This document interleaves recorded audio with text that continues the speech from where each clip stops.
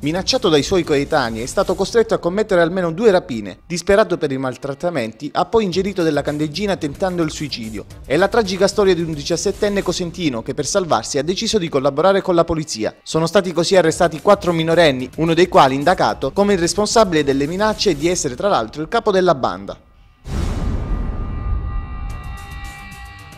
Importanti reperti sono emersi durante i lavori di recupero del castello di Carlo V a Crotone, affidati al gruppo di lavoro guidati da Marco Dezzi Bardeschi.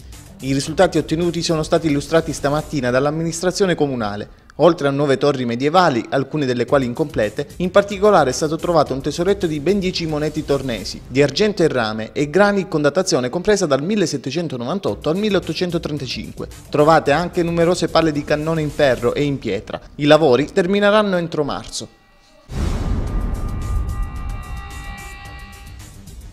Rapina in pieno centro ieri a Crotone intorno alle 19, nella tabaccheria di Antonio Salerno in via Libertà. 2 malviventi si sono introdotti nell'attività commerciale a viso scoperto. Sotto la minaccia di un taglierino si sarebbero fatti consegnare circa 3.000 euro tra contanti e valori bollati per poi dileguarsi in direzioni opposte. Al momento della rapina all'interno del tabacchino erano presenti sia il titolare che il figlio minorenne. Sul posto sono intervenuti polizia e carabinieri per le indagini del caso. È stato inaugurato l'anno giudiziario nei distretti delle Corti d'Appello calabresi. A Catanzaro la cerimonia ha avuto inizio alle 9 nell'Aula Magna del Palazzo di Giustizia. Dopo la relazione del Presidente della Corte d'Appello Gianfranco Migliaccio c'è stato l'intervento del Procuratore Generale facente funzione Giovanni Grisolia. A seguire un dibattito sui problemi della giustizia. Analoga cerimonia a Reggio Calabria sono intervenuti il Presidente della Corte d'Appello Luigi Gueli ed il Procuratore Generale Salvatore Di Landro.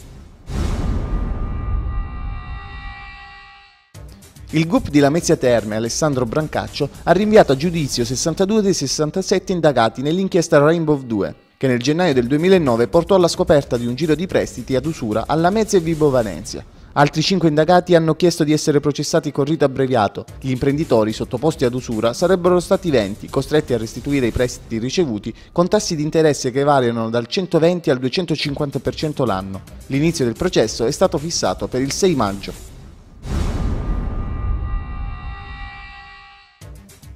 È stato inaugurato ieri pomeriggio a Catanzaro il centro clinico San Vitaliano, alla presenza dell'arcivescovo Monsignor Antonio Ciliberti, del presidente del Consiglio regionale Francesco Talarico e del governatore della Calabria Giuseppe Scopelliti. Il presidente del CDA Alfredo Citrino e il direttore sanitario Francesco Antonio Campagna hanno ricordato che si tratta dell'unica struttura privata in Italia specializzata per la cura delle malattie neuromuscolari, in particolare SLA, distrofia muscolare e amiotrofie spinali. Abbinare in un calendario, con tiratura di 20.000 copie, volti di calabresi già illustri e di talenti emergenti a prodotti che esprimono al meglio i sapori e i saperi di questa terra. È questa l'idea di base dell'iniziativa di Coldiretti Calabria in collaborazione con la Regione, illustrata ieri pomeriggio alla presenza del governatore Giuseppe Scopelliti, dell'orafo Gerardo Sacco, di Miss Italia 2009 Maria Perrusi e del direttore di Coldiretti Pietro Molinaro. Ieri pomeriggio è stata scoperta la 18ª statua che va ad arricchire il MAB di Cosenza, il Sette di Cuori, terza opera dell'artista francese Sacha Sosno, dopo la collocazione dei bronzi di Riace e delle 3 colonne.